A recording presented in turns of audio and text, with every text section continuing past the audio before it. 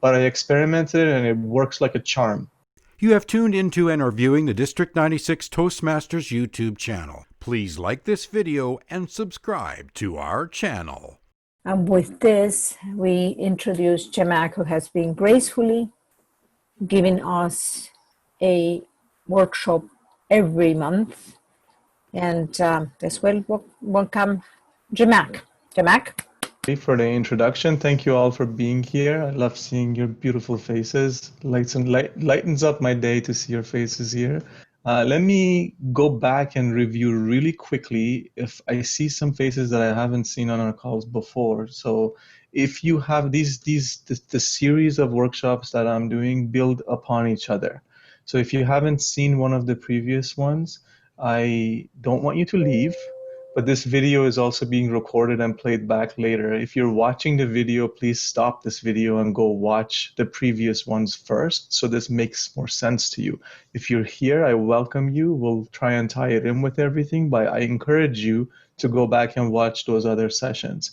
Because what we did was initially we talked about the overview of digital marketing, what commonly is referred to as SEO by mistake or social media marketing by mistake, as those things that I just mentioned are parts of marketing yourself online. So the umbrella of digital marketing encompasses all of these things that we're doing today and onwards for the rest of the year.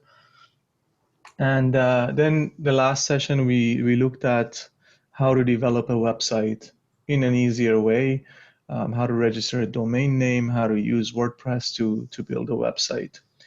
Today, I think is one of the most important sessions that we'll do, at least conceptually. It's very important. One other thing I need to mention, I've mentioned it in every one of these sessions, I'm going to mention it again. The intent of these sessions this is not an how-to seminar. It is not to prepare you right away after this to be able to go sit down at your computer and do this. It's supposed to give you a roadmap. It's supposed to give you enough to be able to go search online for something, right? If you just put in online how to generate leads on the web, you would run into a lot of courses, a lot of gurus, coaches that are selling you products to do something like that. And by products, they're usually information products and cost thousands of dollars, most of them. Whereas if I told you something very specifically, how to, and I will tell you this, go get a list of autoresponders, for example. That's easily achieved. You can go online, you'll come across some web searches. It's almost like not knowing what you're looking for when you're searching and trying to shop online versus you understand what it is that you want and you know the model number, for example, and you search and you go buy it. So that's the intent of these sessions that we're doing in this workshop series in general. Today in particular, we want to talk about how to generate leads online. Let's define that. Let's talk about that a little bit before we go in and dive in. Have you ever walked into a store somewhere and nobody came up to you, said you need help? You're just kind of browsing around going, gosh, who works here? Like, it happens to me a lot when I go into these big stores like Walmart, for example, and they have the shirts on. I just can't find them. I don't know if they're cutting down on resources or what it is, but you're like looking around, hey, is there someone who can help me? I have a question about something. Versus a store that you go into, like a car dealership, a used car dealership is typically like that. The guy never lets you go. It's like stuck on you like glue. Everywhere you go, the guy is chasing you, trying to sell you something. Neither one of those are good, right? You kind of want that medium average in the middle where when you need help, someone is there to help you. You have the ability to put up your hand and say, hey, can you help me, please? I'm interested in this thing. Can you tell me a little bit more about it? Maybe you're not even ready to buy yet, right? Don't sell me, give me information. That kind of in a nutshell is what lead capture, lead generation, and nourishment of leads means, at least to me, right? There are a lot of websites, there are a lot of salespeople online that you come across that act like the used car salesman. And they do that because they see results. They continue to see results. We have psychologically, we respond to those things, and they make money, so they continue to do it. My personal philosophy, I find that a little bit unethical. I don't work like that. I don't recommend my clients work like that either. We get people's permission before we give them information, not sell them. That's my philosophy. And if I give somebody enough information, if they like the product, if it's something that they can use, they'll buy it. If they don't, they don't, and that's fine. So what we're going to talk about today is how do we go about doing that? And part of that is the mechanics, the mechanics of how to get that on your website. What are the things that you need in order to have that happen? And then the other part is sort of the marketing slash psychology of sales of it that I'd like to talk to you about today. I think in one of my later sessions, I have a bigger chunk of time dedicated to that, but I think it's necessary to talk about that today as well, in case somebody wants to go and build this. Okay, so let's first talk about, actually, before I do that, let me share my screen and show you guys a couple of pretty famous websites. So you can see that we all use lead capture. We don't always call them that. All right, so let's go. It's forcing me to share my entire screen, which is okay. Mac, what would you call it then if it's not called lead capture then in that case? It's in marketing, it is called lead capture, but what I mean by that is not everybody in each business and industry, they call it a different thing, right? So Donald Trump, for example, would never say I'm capturing leads, right? He's looking at their supporters, right? So it's that the terminology is a little bit different. This is the White House website, right? We would never think that the White House website would have a lead capture mechanism on it, but they do, right? If we scroll down, and in the previous administration, it was even a little bit more interesting than this, but if you scroll down here, it says sign up for White House updates. You put your email in there, you click send, and that's it. You're on their list. Okay, that's another term that we want to be familiar with. It's the email list. So that's the White House website. Next, same guy, but look at how things are a little bit different. Right at the top, his call to action is contribute, which that's the thing that jumps out at you when you look at it, right? Right here, help fulfill our promise to keep America great. You put your email address in there, you put your zip code in there. See, he's grabbing a little bit more information here. He wants to know where you live through the zip code. And we'll talk about that stuff. If I forget, remind me. This information, the more information that we get, can be used in various things. Okay, but look at how the messaging is different. Help fulfill our promise to keep America great again. Versus same guy on the White House website, all he says is sign up for White House updates. Two different things, right? Messaging is a little bit different. Let's go over to Joe Biden's page. And I'm intentionally picking on these things because the marketers and copywriters that these guys hire are the best in the world. They can afford it and they go after it. So he's got a little bit of different, this isn't the topic of today, but it's interesting to look at how this donation stuff is right there, easy to use. Like he had it as well. But then this is Unite for a Better Future. And that's where you opt in. He's asking for my phone number too. Right? So we've got the two big guys that are duking it out in November, both asking for our information on their website, and they're not necessarily capturing leads. They're letting their supporters opt in so they can be informed of the time and everything that whatever is happening. This guy, Brandon Brochard, is anybody familiar with Brandon? Yes? Okay, awesome. So he's one of the people that I've studied the most. I've spent a lot of money and time studying his stuff.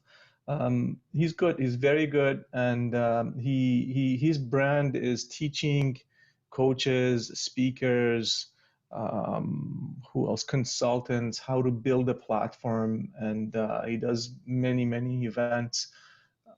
So his website is one that I look to when I look at things. He's got multiple bestseller books, and his books have sold through these strategies, right? If you scroll down right away, look at just right on there, this video, you see, pay attention to this. This is critical. Free access to Brendan's 4 breakthroughs. Join 2 million subscribers. Get 4 new strategies every week on how to be more productive, confident, and happy. Okay, you see what he's doing here? So there is social proof right there. Join 2 million subscribers, meaning other people, there are 2 million other people who are doing this, who are in the same boat as you. And then he's telling you what you're gonna get when you opt in. Opt in means you just give him your name and email address, whatever information, you subscribe basically. Why is this important? I think this, in addition to, if you pair this with the kind of the behind the scenes of it, which is email marketing, which we'll talk about in one of the next sessions, you can build a retirement if you do this properly. So you, if you do this properly, meaning that the email marketing is done properly, that's behind it, then what you end up doing is you start building trust and relationship with people who've subscribed to your list, and that list never goes away. So if you happen to be, you know, if you change your change what you do, change your industry a little bit, not a big change, people still stay with you because they trust you, because they have had good results from you. That's why I say there's a retirement in your list if you work it properly. So if you've spent 25 years giving people proper content, building relationships with people, people trust you and they're happily buying from you as you continue to go down that path, because you're serving them. Look at it that way. So this is the reason it's important. It's important to have people be able to get on your list in one way or another. Now, behind the scenes of this, the way this works is there's a tool that's called an autoresponder. Okay, I'm gonna type the thing in chat so you can see how it's, and you can search for autoresponder. I think I have one search window open with a list of autoresponders that we can look at. And the autoresponder is basically a tool that does a couple of different things. On the front end, and the front end means on your website, it allows you to capture information. So it allows you to put up a form on your website, and the form could have various levels of detail. It could be just an email address. The email address is the least that you want. You have to have an email address. You could add a first name to it. You could add a last name to it. You could add a phone number to it. You could add a zip code to it or a postal code to it, just like you saw. Usually, the more information you get from somebody, the better quality lead you have. Okay, let me repeat that for a second. The more information you capture from someone on a forum, the better quality the lead is. However, the number of opt-ins, so the percentage of the people who actually fill out the form and click on subscribe, drops. Right? So if you remember Brendan's webpage, he's only asking for a first name and a phone number. The only reason he asks for a first name is because he wants to personalize your email, right? So it wants to say, hi, Catherine, instead of saying, hi friend, for example, right? It's more personalized. You get you're more inclined to pay attention when somebody uses your name. Other information is along the same lines. Like, so for example, if we're looking at Toastmasters, for example, if the district is putting up a capture page somewhere, if we're asking the lead, the person who is interested in Toastmasters, where they live, then we have a better chance of introducing them to the right club without having to ask them, where do you live afterwards, right? But if I ask someone, where do you live, versus just their email address, the chances are lower of them actually filling out the form. So we have to keep that in mind. We have to keep a good balance, but it comes down to experimenting and seeing what works. So going back to the autoresponder, on the front end, it gives you the ability to put a form with your choice of how many fields and what those fields are on your website. So people have the ability to opt in. On the back end, the technical term is a database, right? It has a database in the actual technical aspect of it. There is a database with all that information that you're collecting in there. And it gives you the ability to segment that database in different ways. What do I mean by that?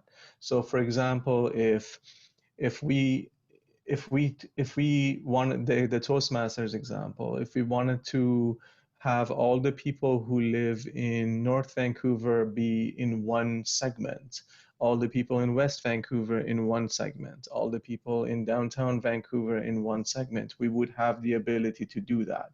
And then the thing that we do using your autoresponder is send people emails.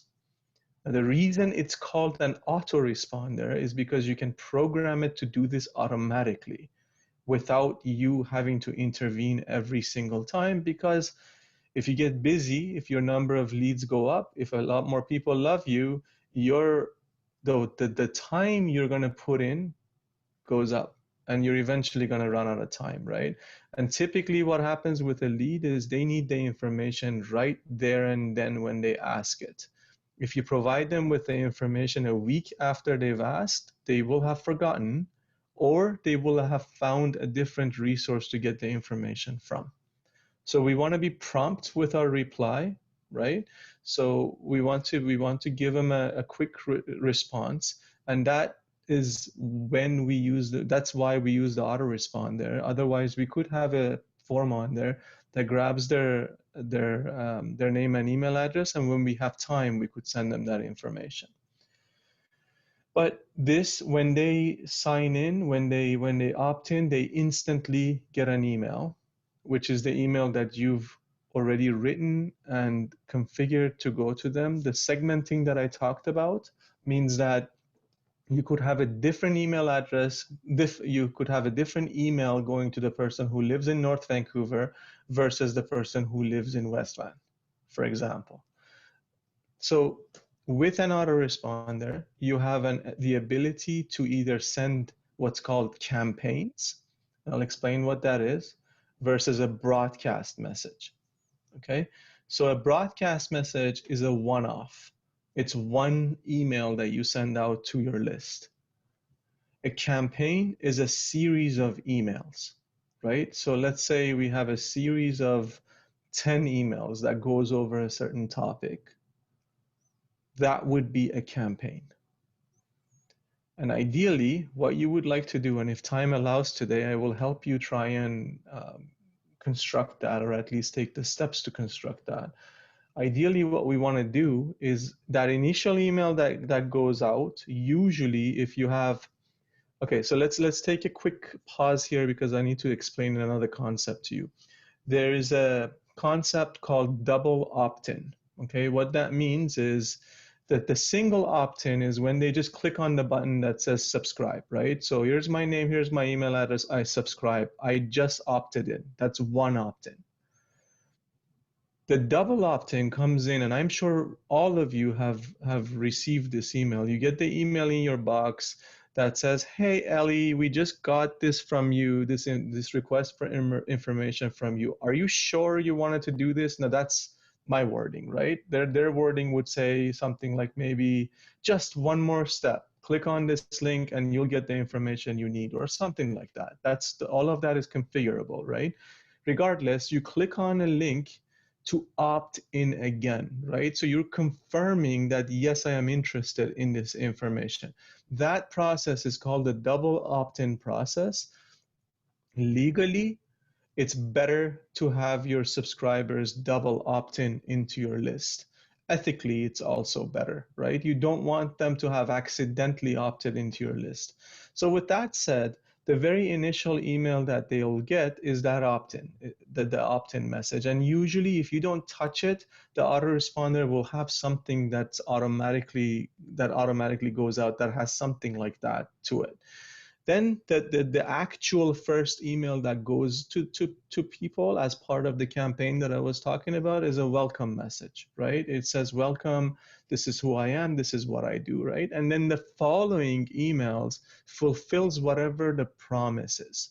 That's why I had you pay attention to what they say above those boxes, in above those fields on the form, right? It says, you know, for example, the one from Brendan said, get 4 new strategies every week on how to blah, blah, blah, blah, whatever it is, right? Get 10 points on how to do X, Y, Z. Get 5 videos about whatever it is, right? So you make a promise on your website.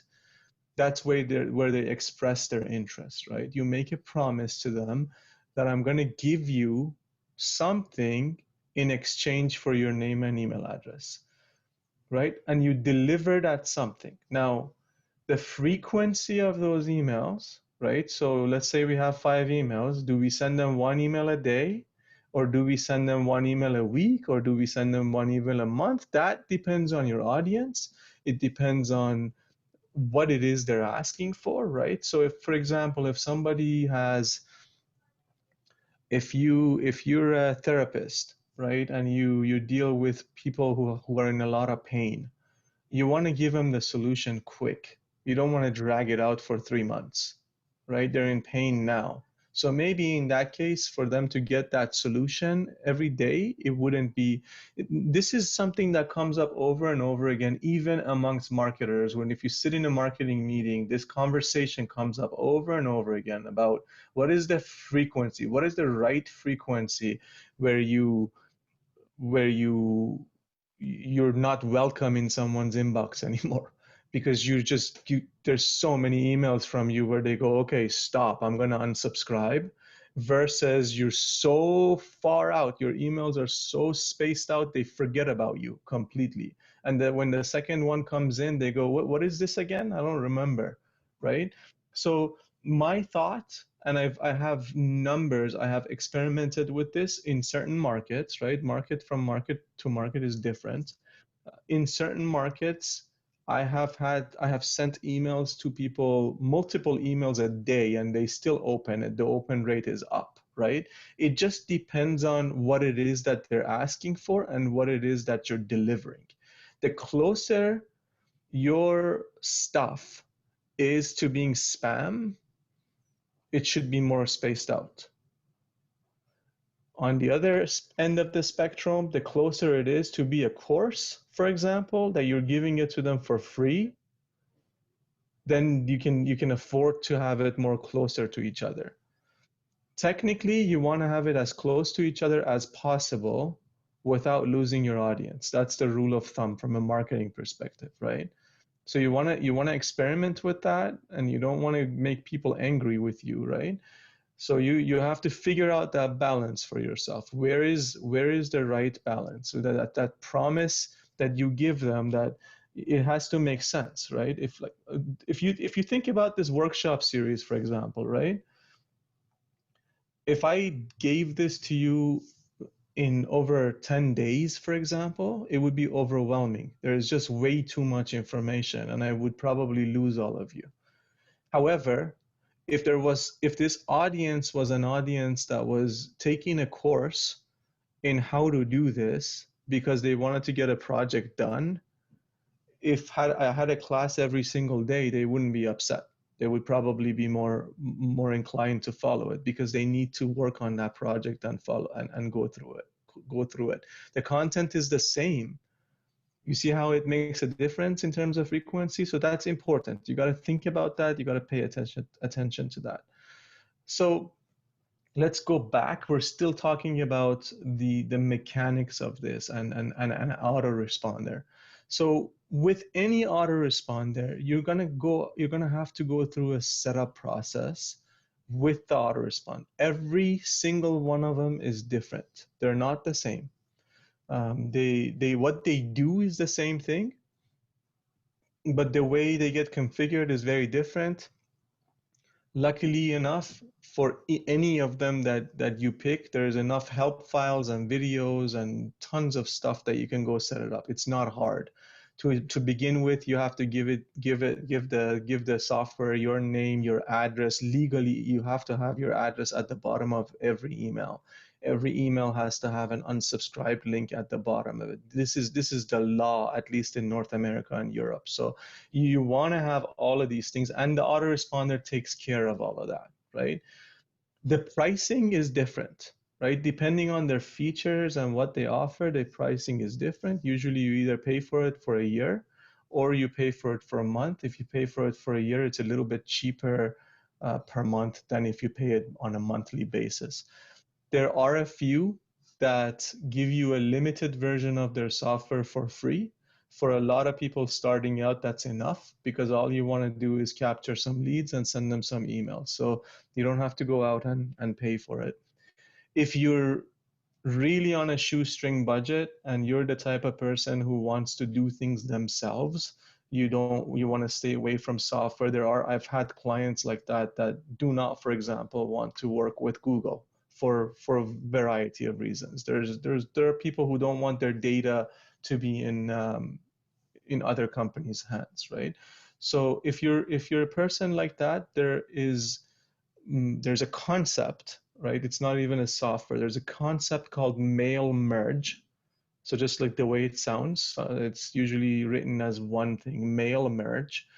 And you need to go read up on it and understand how to use it depending on your mail client. But basically what you do is you have a spreadsheet that has all of this data in it. So instead of a database being hosted by the autoresponder company, you have a spreadsheet that has all the details on it. And then the mail merge tool, the code that's written with your mail merge allows you to put those variables in, variables being first name, for example, area, whatever it is that you've captured through the form. It merges that information into the email.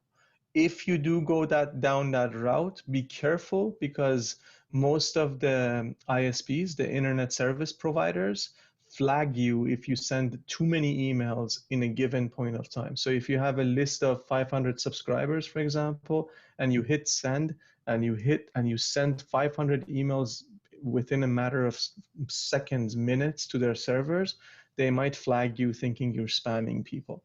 If you use an autoresponder, you don't have that problem because they're using their own servers and that's what they do. So people are used to that on the internet. The other kind of pros and cons with these autoresponders that you have to think about is the cheaper the autoresponder is, the more people who are not necessarily professional are using it. So people use them to send spam a lot of time, and what happens is their servers get flagged for spam. So the chances of your mail getting delivered might be lower. So one of the things you read about on the internet is the deliverability of a piece of mail that's sent out through a certain autoresponder, right? So I'm gonna share my screen again, but all right, so let's go. What I did here for you guys is I just searched for a list of autoresponders. You can do that on your own time, right? There's a ton of autoresponders out there that you can go work. I'm just gonna click on like the first link up here, and we're gonna go look at some names so you can see what we have, and I'm gonna talk about some of them. So Constant Contact is one of the more popular ones. A lot of the small offices use Constant Contact.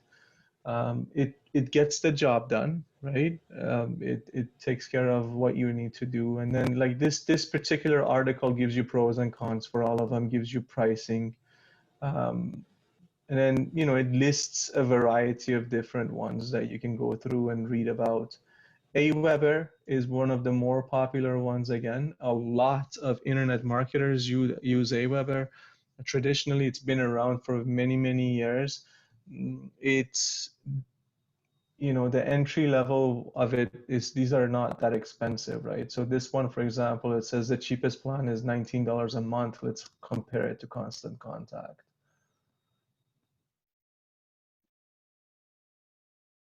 This one's $20 a month. So you see they're kind of comparable, right? But there are ones that are like $300-400 a month because they do more, right? Mailchimp is probably the one most of you are going to end up using. The reason is it gives you a free version to start off with, so you don't have to pay for anything. I'm going to see here. Yeah, this says this is $9.99 a month, but there is, I know there is a free version as well. Most of these go up by the number of contacts that you have, right? So it has thresholds, right? So there's a threshold of, let's say, 500 contacts, then you jump to the next thing, next level up, and you have to pay more for it. And then some of them have the number of mails that you send. For most people that are starting out, that shouldn't be an issue. Get response is another one. I did not mean to click on that. Yeah, so let's look at something else here. Jamak, can you Yes.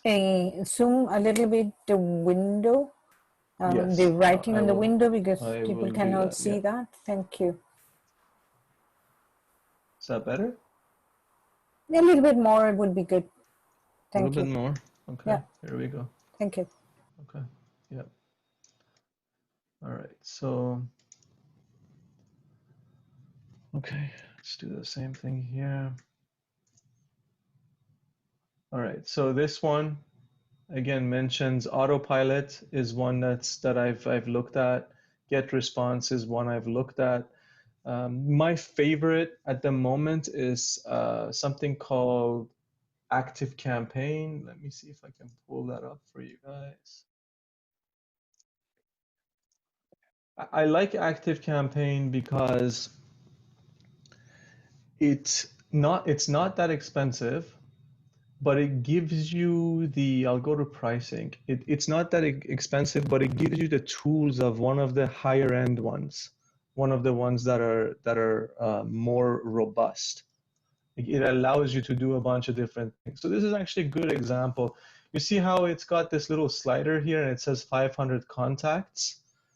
It's because it bills you by number of contacts. So if I go to the next one up is 1,000, you see the prices, all the prices change across the board, right? So let's keep it at 500, and then this billed annually is, you know, obviously cheaper. If I do that, it'll go up a little bit per month, right? Can you guys all see that? Let me zoom in a little bit more. There we go. So let's just quickly look at this stuff. This will be the last example I give you of this. You guys can research it for yourself. So we're looking at these plans. This thing says it has unlimited sending, email marketing. Email marketing is what I just told you about. So you have the ability to set up campaigns inside the tool. So you set up 15 emails to go out to these guys. Send newsletters, subscription forms. So subscription form is basically what it does is you configure it, and then it gives you a little piece of code that you copy paste and you put it in. If you're using WordPress, like we've talked about before, it's very easy. You put it in there and the form shows up. WordPress actually has a plugin for ActiveCampaign, for example. Many of the more popular ones have a plugin for WordPress, and basically you install the plugin, you sign in with your credentials, with your Autoresponder credentials, and then it will pull in all the forms and everything that you have. So you can just click, it's a drag and drop or a click thing, and it will show up on there. And then this one with this, the light version gives you up to 3 users. Again, if you're a solopreneur, if you're doing business on your own, you don't really need 3 users. 1 user is enough. But if you have people working for you, maybe having more users would be better. So then you can see all the other stuff that's added here, and I don't want to get into it. One good example is that to know that's possible is what's called SMS marketing here. So that's the same concept as email marketing, but you now have the ability to send text messages to people, right? So it's the same concept though. So if you can set up a campaign of, let's say 15 text messages, 20 text messages. You can decide when these text messages will go out, right? So same as emails, you can say the first one is on day 0, and then the second one will be on day 2, the third one would be on day 5, and you can space them out like that. And there's all kinds of different things with this particular tool that you can use that the other ones don't necessarily have. But so my recommendation would be for you to go research autoresponders, look at what different features they have and what the pricing is. Look at your own budget. If you just want something free to start with, Mailchimp is the right choice. You can go with Mailchimp. Mailchimp is free for, I can't remember what the number of users is, but it's fine. It's something to start with. The other ones might have it. All the ones that they're new autoresponders that come out every month, and the new ones usually give you some free version to use, so you can get used to it. It's only when they get big where they start to charge for every single thing that they do, and as the subscribers go up. So my advice is let people unsubscribe. So if your content is like, do your content in a way where they would unsubscribe if they don't necessarily like your content, right? So tell them, if you don't like this, unsubscribe, because you're paying for someone being in your database that shouldn't be there. It doesn't make any sense. We want people to unsubscribe, whether it's because of this or the time it takes to serve a client. Look at it that way. You want the clients that are kind of not happy, maybe their personality doesn't work with you. You want them to go away. You want them to unsubscribe, so you can pay more attention to the people who actually need to be there. Janice, how much time do I have?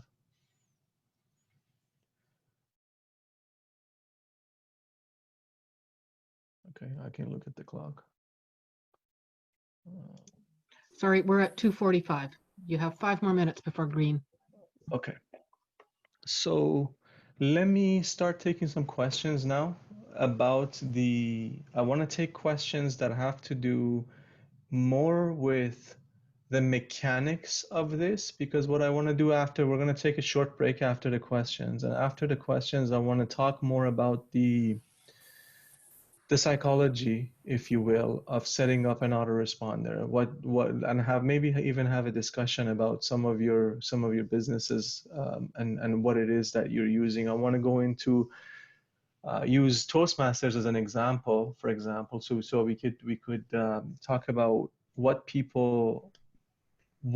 might be the right type of content to trade someone's information for. So what the promise should be. So let's take some questions. Yeah, let me start with the first one that we have here. Is what is the use of the phone number capture? Is it to send text or reminder of a webinar, for example? Right. So I think I partially answered that already with the example that I was just talking about. But yeah, so you can send text messages to those people. Different people have different approaches in their marketing, and it depends on how. Okay. So marketing and sales are hand in hand, right? There's a difference between marketing and sales, and sometimes the sales process and marketing funnel are not that far away from each other, right?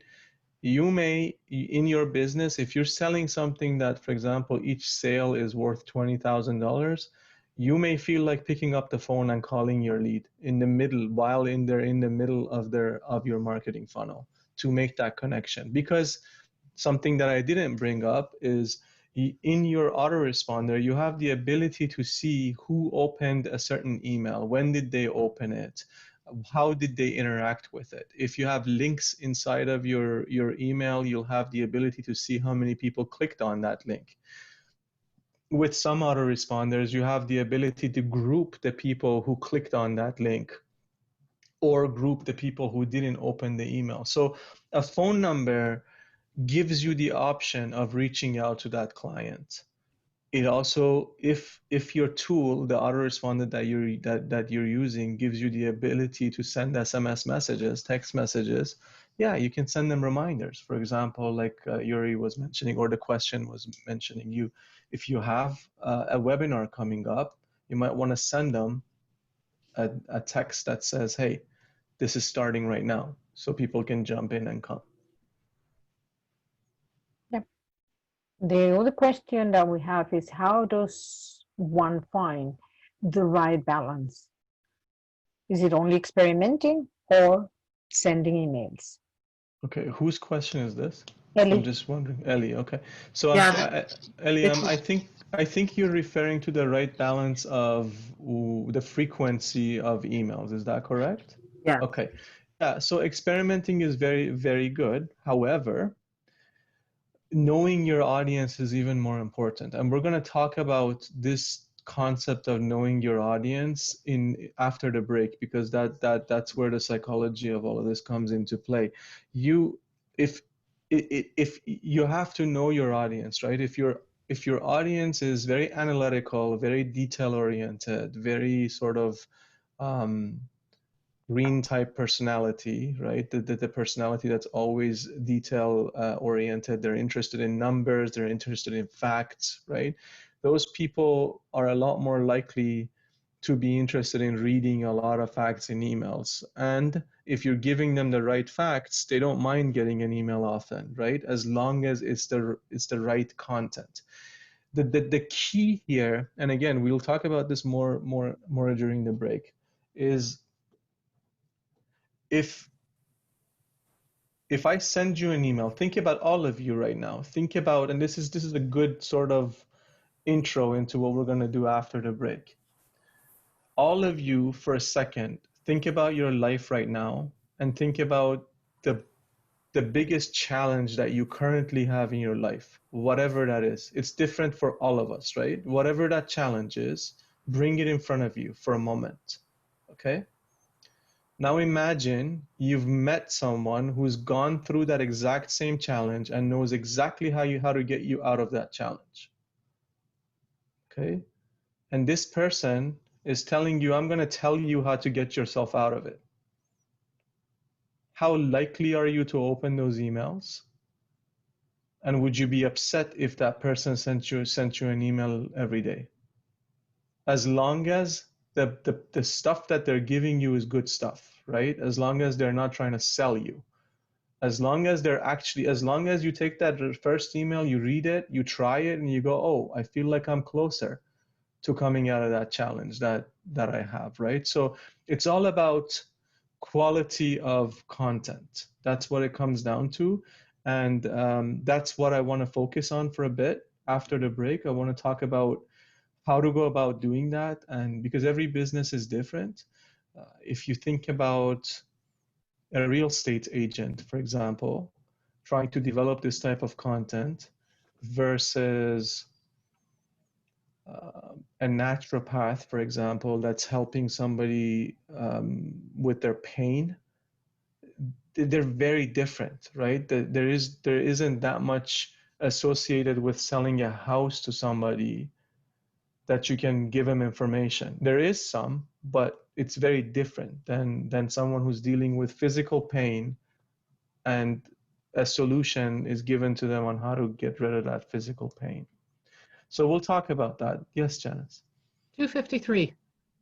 Okay, very good. I think we should go on a break. All right, so let's talk about this this topic that I'm going to go into, I hope that in one of the future sessions we can spend more time on this, because I personally love this topic, and I think it's actually maybe one of the most important things you should be thinking about continuously as a marketer.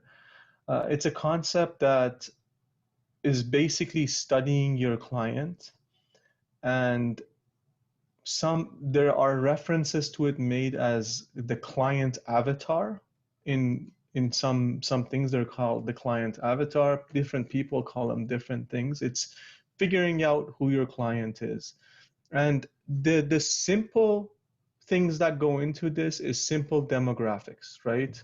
Male versus female, what age they are, what level of education, how much money they make. Those are the simple things. The more details, the more informative things, the more important things are psychological factors. And that has to be studied. They don't come easily. That's why somebody who has more experience with a group of clients is more successful at marketing to them properly than someone who's very new to an industry, right? So let's talk about something that's very familiar to us, right? If we take somebody who's been in a certain profession for, let's say, 25 years versus someone that's fresh out of school for something, and we have both of them at stage talk about that topic for 10 minutes, the one with 25 years would sound absolutely amazing, right? You're just listening there. If you're the right audience, you go, oh my God, how does this person know all this stuff? Versus the person who's fresh out of university, you feel like, oh, they're stumbling, they're not really clean, you know what I mean? They're not sharp. That's the reason. It's the experience, the expertise that goes behind it. It is not so much about the knowledge. In many cases, the person fresh out of university might even have better knowledge than the old school person who's been doing it for a long time. But the person who's been doing it for a long time knows their audience very, very well. It gets to a point where you know your client, you know your audience better than they know themselves. Why? Because there is a common denominator between the audience. And since you've come across 500 different clients, you're a lot more familiar with that. One person may not be able to verbalize everything or be in touch with everything as well as the person who's seen them in every different shade, right? Has seen the same painting in many different shades. Now, people are not the same, right? That's not what I'm saying. But when you look at a certain industry, somebody who has at the same type of need, they have the same signature in that need, right? The same questions, the same issues, the same things that are boggling their mind, right? I'll give you an example. 3 years ago or so, I started working at the college, right? You guys all know I work at a college now, right? This was my very first exposure to international students. I've never talked to international students before in my life. I was an international school student, but way back. I came when I was in high school, right?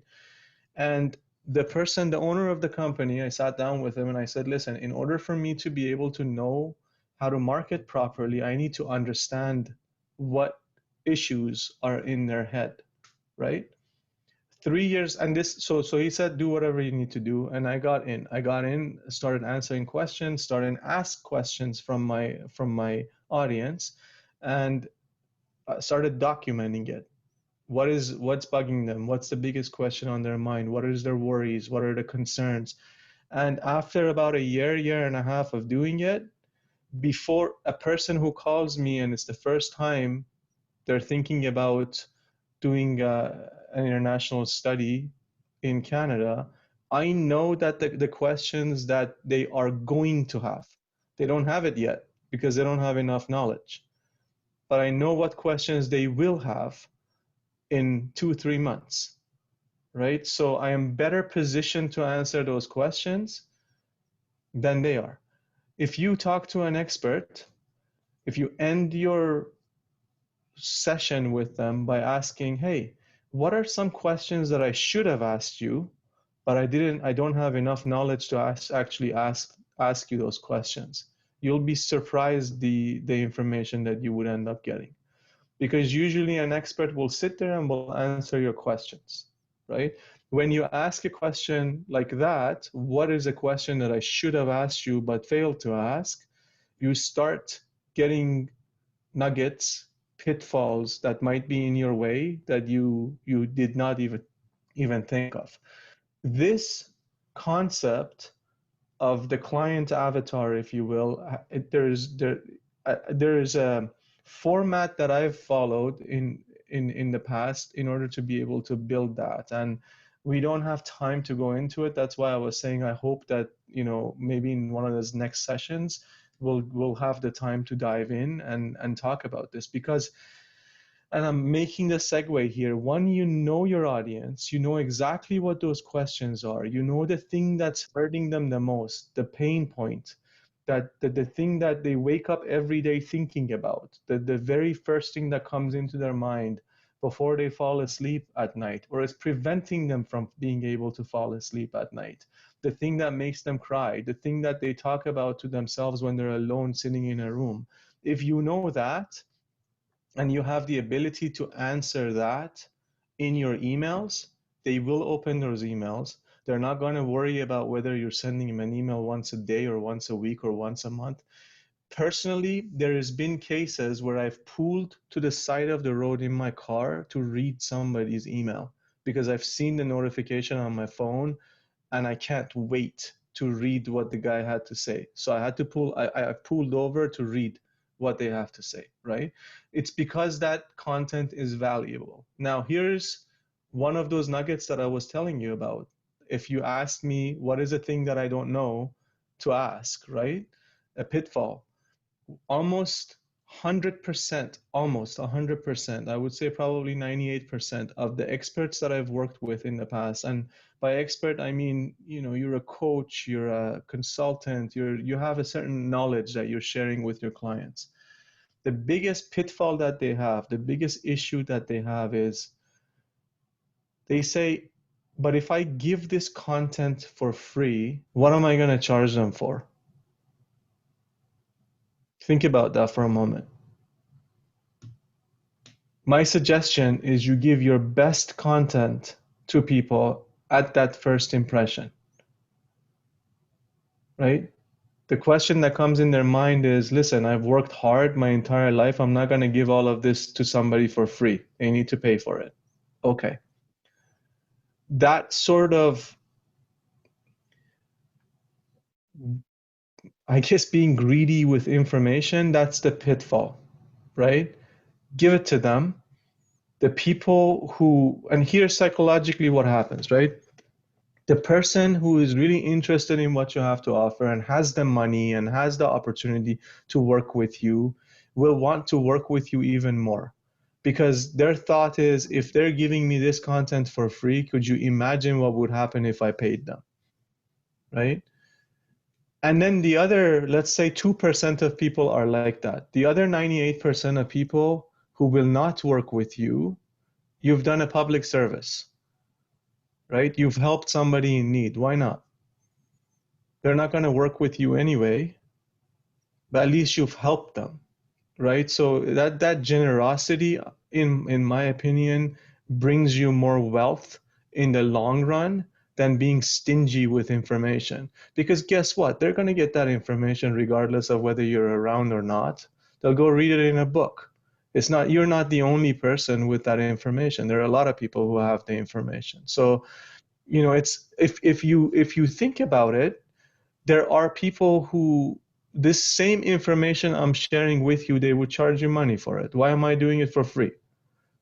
I'm not even in this line of work anymore, right? I don't, you can't hire me to do marketing for you because it's free. It's good to be generous. It's good to give, and it develops trust. It develops friendship. It develops a connection that leads to many other things, right? So be generous with the information. When you sit down to think about it, now here's your homework. If for those of you who want to take it and who want to go with this, think about your audience, right? Think about, like, you've built a website, you've done all this stuff, or you're in the process of doing it.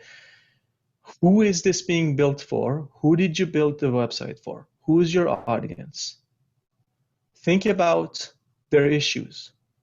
Think about their challenges in relation to the solution that you're offering, right?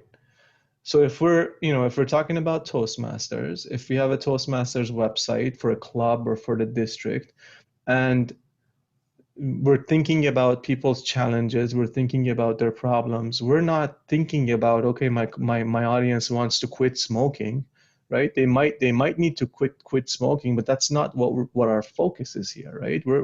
Our solution provides confidence, right? For example, when you have the ability to get in front of a room of people and speak, you gain confidence. So what is the pain that's associated with that? Maybe I'm shy. I don't have the confidence to be able to stand up, right? That's what I mean. So that challenge, figure out what those challenges are, maybe come up with 3 or 4 of them, 5 of them, something like that. And then the solutions that you have to offer, or the organization has to offer. Then what you're going to do is you're going to write an email sequence. So think of whatever, 5 to 7 emails that delivers that solution to them. We're going to do a session on email marketing. It's one of my favorite things. So we're definitely I am not a copywriter, right? I have not studied to be a copywriter. I wouldn't even call myself a writer. I suck at this stuff, right? And I'm not an artist either, but I know how to tell a story, and that's all you need to be able to do. And I will, when we get there to email marketing, I'll show you the strategy that I use for this. But basically, think about your favorite show, sitcom, Netflix show, whatever, right? They have cliffhangers, don't they? Most of them. At the very end, you're like, oh, wait, what happened? That's how you want to write your emails. From email 1 to email 2, you want to leave them hanging. You want to leave them thirsty for more. You want to tell them, in the next email, I'm going to tell you whatever that second thing is that you're going to tell them, right? So plant seeds, and we'll talk about this when we do email marketing, but I want to tell you enough so you can go start to write, right? So you want to make it episodic. You want to give them episode by episode. You want to give them a story in multiple episodes, right? So, for if I was to write an email campaign for Toastmasters, for example, I would write, and hint, Janice, I would write the story of somebody who was shy, had problems with presenting, maybe would get up in front of the room and bust into tears or laughter. We've seen all of those happen because they were nervous. And then all of a sudden they came across this solution that they could afford. And guess what? Within a month, they were able to get up at so-and-so's bar mitzvah and give a toast. Yay, everybody's happy. Now, would you be interested in that solution? If so, here's how we can help you. That's the email sequence, right? Now, in Janice's case, in every email in the PS line, it could say, hey, by the way, if you're interested in checking this out right now, you don't have to wait till the 5th email. Click here. Whatever this click here does. Maybe it takes them to the page that has all the Zoom links that they can go into any club of their choosing, right? I hope it's starting to make sense in terms of what an email sequence is supposed to do behind an autoresponder, right? So just to kind of, my red sign is up, and I want to wrap this up.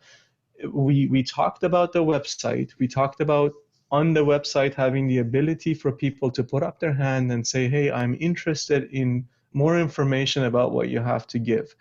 Once this person trusts us enough to give us their name, their email address, their postal code, their phone number, whatever it is we're asking them for, in return, we want to give them a gift that blows them away. We want to give them a gift that is so good that they go, oh my goodness, I can't believe this stuff. And if we know our audience well, as they're reading this email, they're going, hey, wait a minute, how did he know that? I've never shared that with anybody. He knew that because he's been working with people like this person for a long time, right? And that those emails that go out build trust, build a relationship, and hopefully there's a logical call to action at the end that gets them to do what it is that we want them to do. And with that, I'm going to stop talking and take any questions if you have time, and then if not, we'll give it to Yuri. Ray asks you, how much information in a mass email is too much? Okay, very good question. That again depends on your audience. It depends on who you're dealing with, and all of these questions depends on how well you know your audience, and I'm going to talk about that as soon as we're done with these questions. Excellent. Especially how many actions and requests per email message. Sorry, I didn't know was a I understand what that means. Exactly. I didn't realize it was related to the previous one. That's okay. Sorry. That's okay. So this is actually a very good question. I like the question, and I'll tell you why. There are a lot of studies that have been done on these, and I don't mean university type studies of people statistically measuring performance of emails and selections and whatnot. Usually what happens is they say give them 3 opportunities to do the same thing. 3 opportunities to do the same thing, not 3 different things, to do the same thing. So let's say Ray sends out a YouTube video through Mailchimp to the community, right? In this email, he wants to put in the link 3 times.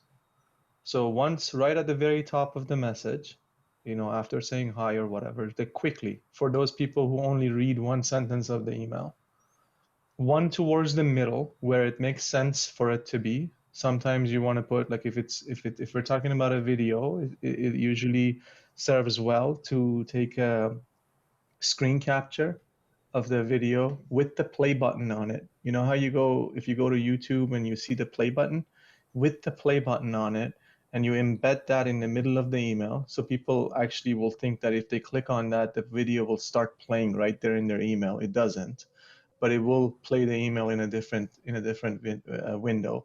And then here's the thing that I did not know, and the first time I read it, I was like, but I experimented. The PS line in the email, people will ignore the entire email for some reason, but they'll read the PS line. I have no idea why that is, but they do it. And I almost nowadays, when I write emails that I'm trying to get people to do something, almost all the time I have a PS line in there. And I have no idea why it works. I've never read anything or heard anything that explains why our brains function that way. But for some reason, we think if the guy forgot to write something and then added it afterwards to the email, it must be important. People scrolled right down to that PS and they put it there. So 1 action, 2 to 3 times in the email. That's the answer to that question. Now that you mentioned PS, let me ask you one that is related to that. What do you put in a PS line? Can you give an example? Oh yeah, well it depends on the email. I'll try to talk about this if we have time afterwards, but my emails are typically very easy to read. They're very, very conversational. I don't use sort of big words in my emails. It's as if I'm talking to you while I'm writing the email. I try to tell a story as much as possible. It's just like as if I'm giving a brief table topic speech, right? I want people engaged in there. And the PS ties into whatever it is I'm telling them. And the video example, it could be as simple as PS, don't forget to watch the video. As simple as that, right? It doesn't have to be anything earth-shattering. When we search for a certain service or product on Google, for example, later on, we will get some ads on different social medias, Instagrams, Facebook. Yeah. I just wanted to know that from the perspective of the website owner, how does that work? Do they do that from the certain tools or not?